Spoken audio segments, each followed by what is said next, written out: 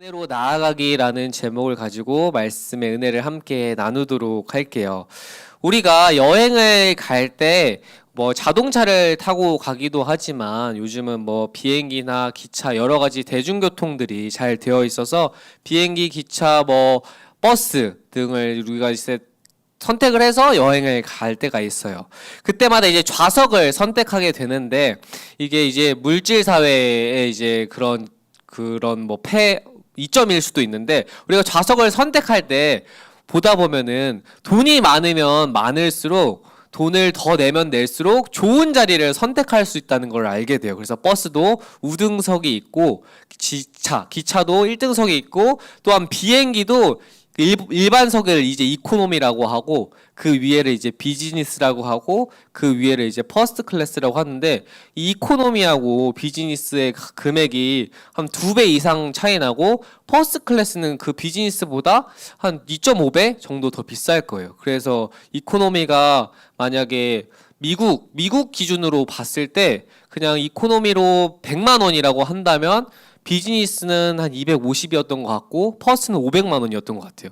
그래서 이 정도 이렇게 가격 차이가 나는데 이렇게 이 어떠한 곳을 갈 때도 금액적인 차이가 있어요. 자리를 선택할 때. 그런데 만약에 내가 미국을 간다고 했을 때 목사님도 미국은 가보진 않았지만 미국이라는 나라에 여행을 간다고 했을 때 내가 이코노미석을 100만 원을 주고 이코노미석을 그냥 선택했는데 갑자기 어떤 사람이 수속을 받는데 퍼스트 라운지로 모시겠습니다 하면서 퍼스트 클래스는 퍼스트 라운지라는 게 또 있거든요. 그래서 거기서 막 쉬면서 또 먹을 것도 주고 굉장히 거긴 이제 다른 이제 그런 단계인데 갑자기 내가 이코노미인 줄 알고 기다렸는데 갑자기 승무원이 오더니 당신은 퍼스트 클래스를 예약했기 때문에 제가 퍼스트로 모시겠습니다 하면서 갑자기 그런 것들을 느끼고 좌석에서도 거기 가면 막 스테이크도 주고 막 이게 간식도 이렇게 여러 가지로 계속 주거든요. 그렇다고 하면서 내 자리를 가장 좋은 자리로 바꿔주면 다고 한다면 어떨까요? 굉장히 기분이 좋겠죠.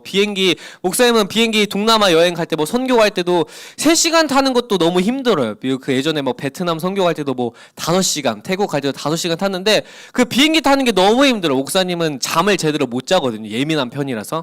그래서 비행기에서 그 잠자는 게 너무 힘든데 퍼스트 클래스는 안 타봤지만 비즈니스도 아직 안 타봤지만 그 다리를 놓고 이렇게 되게 편안하게 탈 수 있더라고요. 영화나 드라마를 보면. 그렇게 이제 누가 내 자리를 그렇게 높은 걸로 좋은 걸로 옮겨준다고 한다면 굉장히 기분이 좋겠죠. 그런데 우리가 여행을 갈 때 이렇게 단순한 좌석의 업그레이드 아니라 우리가 죽을 수밖에 없는 존재인데 우리가 영원히 죽지 않도록 생명의 자리로 바꿔주신 분이 있다라고 하고 있어요. 나를 위해서 그렇게 자기 목숨을 내어줄 만큼 생명을 주셨다고 말하는 분이 있는데 우리가 그분을 안다라고 한다면 우리의 인생의 가치관이 바뀌게 될 거예요. 우리가 여행을 갈 때 100만 원짜리 좌석을 600만 원짜리로 바꿔준다고 하면 그 사람 생판 모르는 사람을 만약에 알게 된다. 어떤 사람이 그렇게 날 바꿔줬다고 한다면 그 사람에게 굉장히 고마워하겠죠. 엄청난 금액을 지불해줬으니까. 그런데 우리가 죽을 수밖에 없는 상황에서 누군가 나를 위해서 대신해서 생명을 다시 한번 살 수 있는 기회를 준다면 그 사람을 평생 잊지 못하고 감사하며 살겠죠. 이처럼 우리에게 생명을 주시는 분이 있는데 그것에 대해서 오늘 사도 바울 선생님께서 얘기해 주시고 있거든요. 우리가 그 말씀을 보기 전에 오늘 본문의 말씀이 에베소서의 말씀이었잖아요. 에베소서의 말씀을 보기 전에 목사님이 항상 강조하는 것이 어떤 성경을 보기 전에 그 성경을 쓴 배경을 알고 있으면 그 말씀의 이해가 더 잘 돼요. 그래서 우리가 먼저 말씀을 읽기 전에 에베소서의 배경을 살펴보려고 하는데 에베소서 이것은 이 사도 바울 선생님이 에베소 교회에 쓴 편지예요. 바울 선생님이 예수님을 만나고 나서 이제 예수님을 핍박하는 자였는데 예수님을 만나고 나서 예수님을 이제 전하면서 여러 가지 나라 여행들을 다녔는데 그 중에 에베소라는 지역에 가서 이제 거기에 사람들을 전도를 했고 교회가 생겨서 예수님을 믿는 사람들의 공동체가 교회잖아요. 그래서 교회가 생기고 예배하는데 그때 이제 떠나가면서 편지를 썼거든요. 이 에베소 지역을 살펴보는 게 좋은데 여기 지도에 보는 것처럼 여기 이 동그랗게 교회들이 많이 모여 있는 데가 지금의 말하는 이제 튀르키예, 터키, 옛날엔 터키인데 오늘날은 이제 튀르키예라고 하죠. 여기 이제 튀르키예 지역이에요. 튀르키예 지역. 근데 여기서 이 동그라미 친 데가 바로 에베소라는 지역인데, 에베소가 이 내륙에 가까워요. 내륙이 이제 회색 그림이고 하얀색이 이제 바다인데, 내륙에 가까워요. 바다에 가까워요.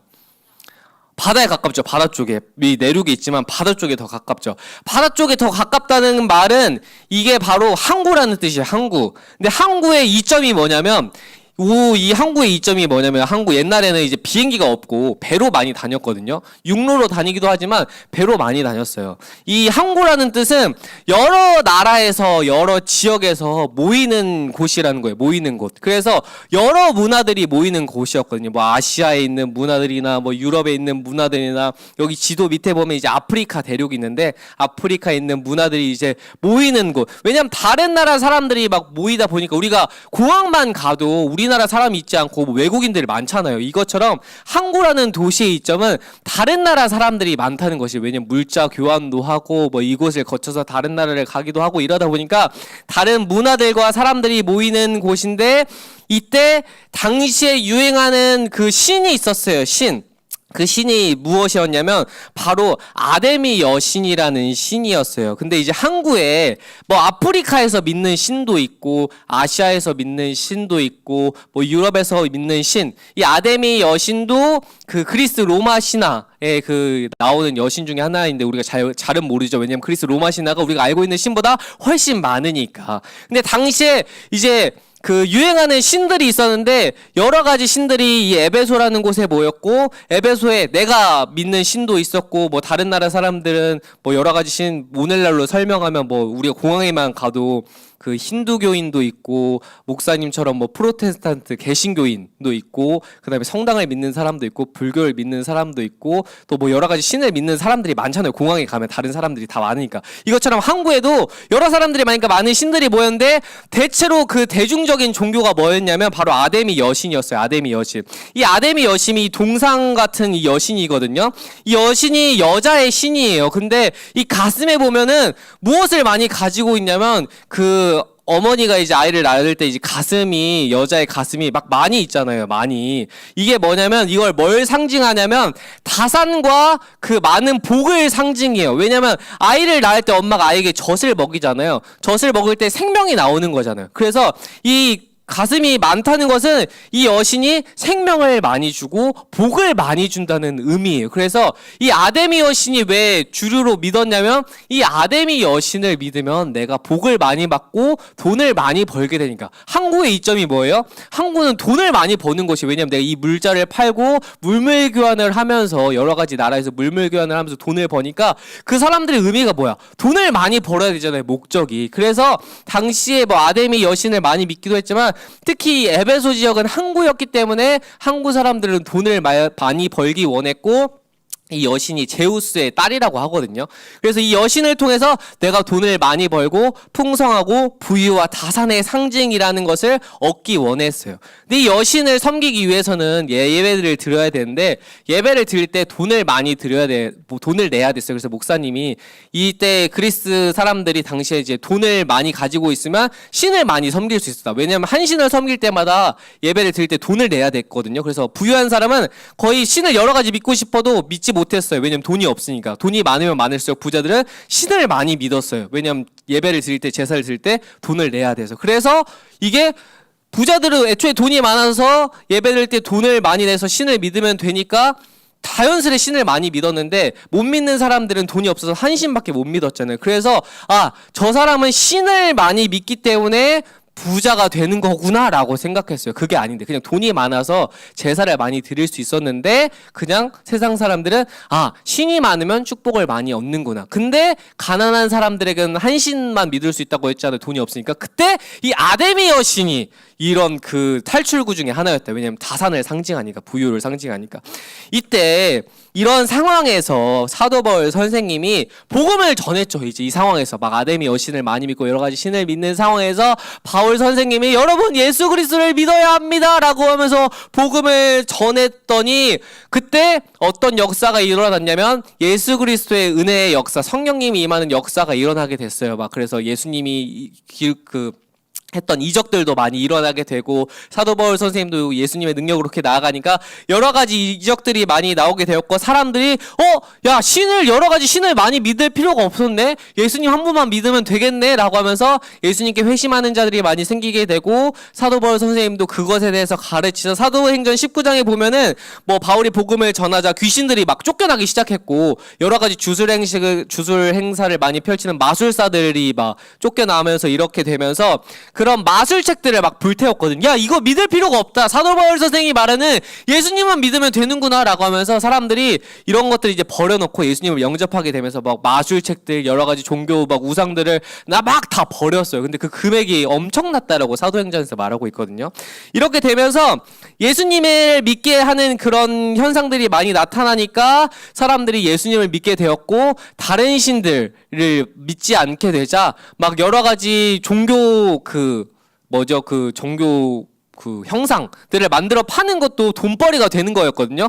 그래서 그 사람들이 바울을 싫어했어요. 왜냐하면 바울 때문에 종교 형상을 사지 않으니까 막 아데미 신상 같은 것을 집안에 많이 모셔놔야 축복이 있는다고 했는데 바울을 통해서 예수님을 믿게 되자 사람들이 야 이거 필요 없네 라고 하면서 다들 버리기 시작하고 안 사기 시작하니까 그 사람들이 바울을 고발했어요. 이 바울 사람을 고발해서 저기 재판 밖에서 없애버리자 라고 이렇게 하면서 그런 상황에서도 바울은 끝까지 고난을 받으면서도 예수님을 포기하지 않고 복음을 전했죠. 왜냐면 하나님이 진짜기 때문에, 하나님께서 주시는 복이 진짜기 때문에 우리가 하나님을 예배하고 찬양해야 한다라고 얘기했어요. 그래서 바울 선생님이 에베소서 1장 3절에서 이렇게 얘기하고 있거든요. 찬송하리로다 하나님 곧 우리 주 예수 그리스도의 아버지께서 그리스도 안에서 하늘에 속한 모든 신령한 복을 우리에게 주시되 라고 이렇게 얘기하고 있어요. 하늘에 속한 모든 신령한 복은 하나님 우리 주 예수 그리스도 아버지께서 주시는 것이에요. 그러니까 아까 아데미 여신과 다른 신들을 통해서 우리가 복을 얻게 되는 것이 아니라 온전히 우리는 하나님을 통해 예수 그리스도를 통해서 복을 얻게 되니까 걱정하지 말라라고 사도 바울 선생님은 이렇게 얘기를 했고 그것을 얘기하는 것에서 그치지 않고 막 여러 가지 주술을 펼치는 사람들의 귀신을 막 쫓아내고 많은 이적을 펼치니까 야 마술사들은 그냥 이런 제사만 드릴 줄 알지 바울처럼 능력이 없네. 그럼 바울이 믿는 신이 진짜겠구나. 바울이 믿는 신이 누구야? 예수님, 하나님이니까 우리가 저것을 믿어보자라고 하면서 바울 선생님이 이렇게 얘기한 거예요. 그리스도 안에서 하늘에 속한 모든 신령한 복이 하나님께만 있다. 그래서 그리스도 안에서 그리스도를 통해서 얻게 된다는, 유일한 그리스도만을 통해서 얻게 된다는 것을 강조하게 되었어요. 특별히 오늘 본문인 에베소서 1장 3절에서 7절은 모든 절마다 살펴보면 원문은 이제 헬라어로 쓰여지게 되었는데 원문을 통해서도 살펴보면 그리스도 안에서라는, 그리스도를 통해서라는 뜻이 계속해서 반복되고 있거든요. 이것은 예수 그리스도를 통해서만 우리의 생명과 우리의 모든 복들이 얻어지게 된다라고 얘기를 하고 있어요. 그런데 이 모든 복, 이 생명이 이 모든 세상에서 주어지는 것들이 그리스도 예수 안에서 창세전에, 지금 뭐 예수님이 하나님께서 내가 너에게 오늘 복을 줘야겠다라고 해서 복을 주시는 게 아니라 이것을 창세전부터 계획했다라고 얘기하고 있거든요. 그래서 에베소서 1장 4절에서부터 5절까지의 말씀을 보면 이렇게 얘기하고 있어요. 곧 창세전에 그리스도 안에서 우리를 택하사 우리로 사랑 안에서 그 안에 거룩하고 흠이 없게 하시려고 그 기쁘신 뜻대로 우리를 예정하사 예수 그리스도로 말미암아 자기의 아들들이 되게 하셨으니 라고 얘기하고 있어요. 예수님께서는 우리에게 생명과 복을 주실 때 그저 내가 너를 선택해야겠다, 너가 나에게 착한 일을 하고 있네, 너가 날 예배하네 라고 해서 그래 너 한번 내가 내 자녀로 삼아줄게라고 해서 삼는 게 아니라 예수님께서는 창세전에 이 모든 만물을 창조하기 전부터 우리를 택하셨고 우리를 그분의 그분의 뜻대로 자녀로 삼았다고 얘기하고 있어요. 이 말이 무엇이냐면 예수님이 우리를 자녀로 삼을 때, 우리에게 복을 주시려고 할 때 우리의 행위나 우리의 직위나 우리의 모습을 통해서 택하신 것이 아니라 그저 하나님께서 그냥 하나님 기쁘신 뜻대로 선택을 했다라고 얘기하고 있거든요. 바울 선생님이 이 말을 왜 했냐면 아까 막 아담의 여신과 그런 문화 속에서 우리가 예수님을 믿으면 됩니다. 그리고 예수님께서 우리를 택하시게 되었고 예수님의 자녀가 되면 우리가 그 모든 복을 창조하신 그 모든 복을 우리가 예수님 하나님을 통해서 얻게 됩니다라고 얘기를 하고 있는데 이것이 왜 이렇게 말했냐면 하나님의 자녀가 됨을 당시에 바울이 살던 시대 당시에 고대 로마법에 의하면 아들을 입양할 수 있는 문화가 있었어요. 오늘도 우리가 입양을 하는 것들이 있죠. 근데 그때 당시에는 입양하는 것들이 좀 더 그 자유로웠다라고 해요. 그리고 입양을 하게 되면은 오늘날 좀 이제 문제가 뭐냐면 우리가 입양을 하게 돼도 그 입양하는 자녀와 친자식 간의 갈등이 생기거든요. 오늘날에도. 근데 당시에도 뭐 그런 것들이 있었는데 당시에는 이제 입양을 하게 되면 입양한 사람들이 친자식하고 똑같은 권리를 가질 수가 있게 되었어요. 똑같은 권리를. 그래서 그때 당시에 이제 왜 아들로 입양을 하게 되냐면 당시에는 이제 노예제도가 있었잖아요. 노예제도. 그런데 만약에 우리 집안에 뭐 아버지가 갑자기 사업을 하다가 사업이 망하게 되었어요. 아까 항구도시는 사업이 횡행한다고 했죠. 근데 사업을 할 때 뭐가 필요해요? 자금이 필요해. 자금이 필요하다는 건 은행에서 대출을 받아. 근데 대출을 받아서 내가 사업이 잘 되면은 돈을 많이 버는데 사업이 실패하면은 돈이 없어지게 되고 그 은행에 빌린 돈을 다시금 갚아야 되잖아요. 근데 그 갚지 못하면 다른 사람의 이제 노예로 살아가야 되는 거예요. 그래서 주인의 밑에서 일하면서 평생 그 돈을 갚아야 되는 노예 생활로 바뀌게 되는데 그때 만약에 우리 아버지가 이렇게 대출을 받아서 사업을 실패했는데 노예가 됐어. 그러면은 아버지가 노예가 되면 자식도 자연스레 노예가 되어야 돼요. 근데 그때 그 노예로 되었을 때 그 집 주인이 우리 아버지는 그래 너는 나이가 많으니까 그냥 노예로 살고 내가 이제 우리 아버지 아들이잖아요. 만약에 목사님 똑똑하진 않지만 목사님 만약에 똑똑해. 비상하고 똑똑한 인재야. 인재면은 인재를 노예로 쓰기로는 아깝잖아요. 그러면 이제 그 사람의 주인이 이걸 보고 너는 그냥 우리 집 아들로 입양을 해야겠다. 입양을 해가서 내가 너를 친자식으로 삼아야겠다라고 하면은 그 이제 입양이 되게 되면 이제 채무 관계가 사라지게 돼요. 채무 관계가 입양등이 되면 채무권이 사라지게 되고 나는 그냥 이 우리 진짜 친아버지를 따라서 노동을 하지 않아도 되고 이 나를 입양해준 그 주인을 따라서 주인이 나에게 맡겨준 일을 그냥 하면 돼요.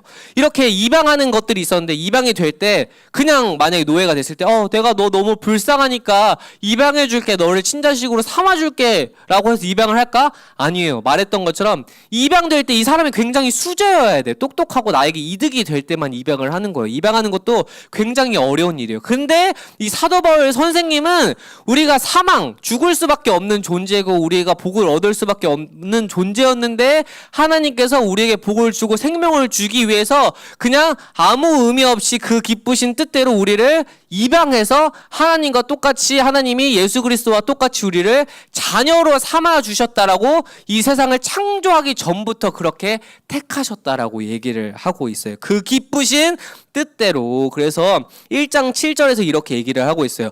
우리는 그리스도 안에서 그의 은혜의 풍성함을 따라 그의 피로 말미암아 속량 곧 죄사함을 받았느니라.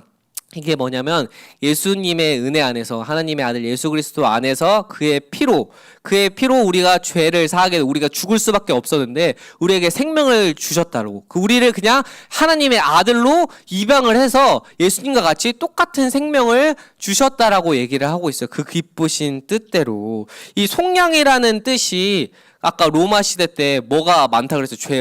채무를 못 갚으면은 뭘로 전락된다고 했어? 노예로 전락이 된다고 했죠. 이 속량이라는 뜻이 노예 시장에서 사용되는 단어였거든요. 이 돈을 갚지 못하면 야 너는 이제 노예가 되는 거야 라고 해서 노예가 되는 건데 너가 내가 대신해서 돈을 내줄게. 아까 입양하는 것처럼 입양을 하려고 할 때 그 사람을 위해서 대신 돈을 지불해야 돼요. 그것을 속량이라고 말해요. 속량. 그러니까 우리가 사망으로 인해서 죽을 수밖에 없는 존재였는데 예수님께서 하나님의 아들을 하나님께서 예수님을 보내주셔서 그의 아들로 우리의 죄를 대신 속량해서 하나님이 우리를 아들로서 입양을 시켜줬다는 그 뜻. 그래서 하나님이 우리를 입양을 시키면서 우리가 예수님과 우리와 똑같은 동등한 생명을 얻게 되었다. 영원히 죽지 않는 생명을 얻게 되었다라고 얘기를 하고 있어요. 그런데 그렇다면 그 말이 뭐냐면 우리가 예수 그리스도로서 구원을 얻게 된다는 거였거든요. 우리가 원래 아담과 하와 때부터 사망이 들어오게 되었고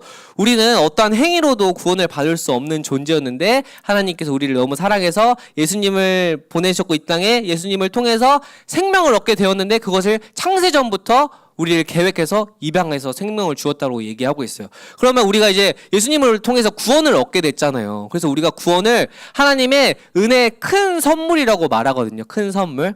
우리가 목사님도 마찬가지인데 이 구원을 얻게 됐다라는 이 같이 가르침을 받게 되면은 하나님이 거저 주신 은혜라고 설명을 해요. 그러면 이제 거저 줬다는 것은 내가 뭘 지불하지 않아서 준 거잖아요. 근데 이게 굉장히 큰 거거든요. 선택받을 수 있는 우리가 하나님께 선택을 해주신. 근데 이거를 굉장히 값싸게 생각해. 아무렇지 않게 목사님이 뭐 지금 길거리 전도할 때 물티슈를 나눠주는데 이 물티슈를 나눠주는 것처럼 하나님의 구원이 이것처럼 그냥 가치 없이 그냥 너 줘, 너 가져라고 하면서 그냥 주는 굉장히 값싼 것이라고 생각해요. 구원을. 값싼 은혜라고. 근데 이게 우리가 갖고 싶어하는 뭐 명품이나 뭐 아이패드나 여러 가지 기기나 차보다 또 우리가 이제 세상을 살아가다 보면 이제 집을 구해야 되는데 너네가 이제 집값을 보다 보면 와 이거 내가 서울에서 집을 과연 살 수 있을까를 생각하면서 이제 지방으로 가게 될 텐데 그런 것들처럼 내가 이 세상의 돈으로도 살 수 없는 그 어떠한 가치보다 형용할 수 없는 것이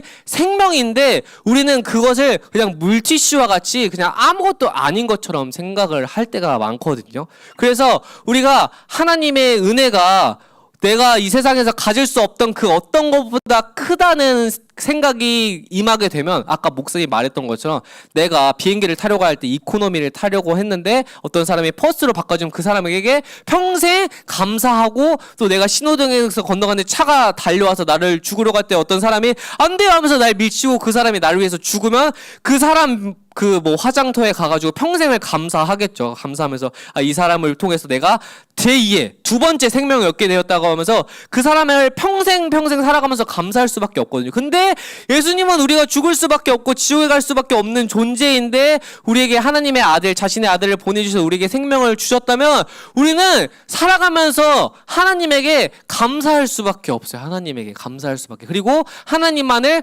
찬양할 수밖에 없어요. 우리에게 생명을 주신 분이 바로 예수 그리스도 하나님의 아들이시기 때문에.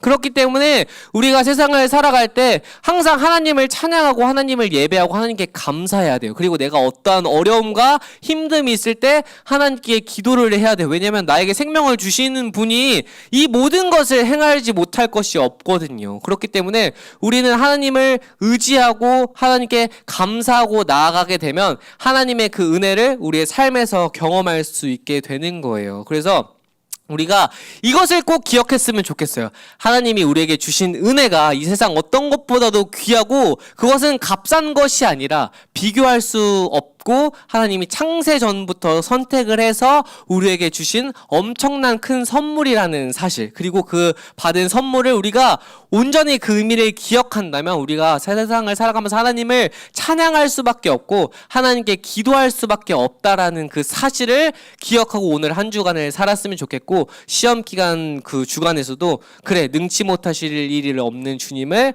내가 의지하며 기도하며 나아가야겠다라는 것을 믿고 또한 그 말씀으로 하루하루를 살아가는 우리 고등부 모든 학생들이 되길 소망할게요. 알겠죠?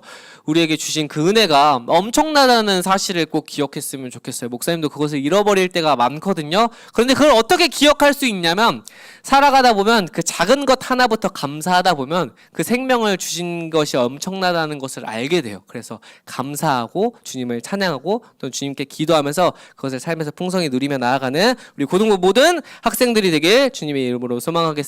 알겠죠? 네, 이것을 기억하면서 나아가면 좋겠어요.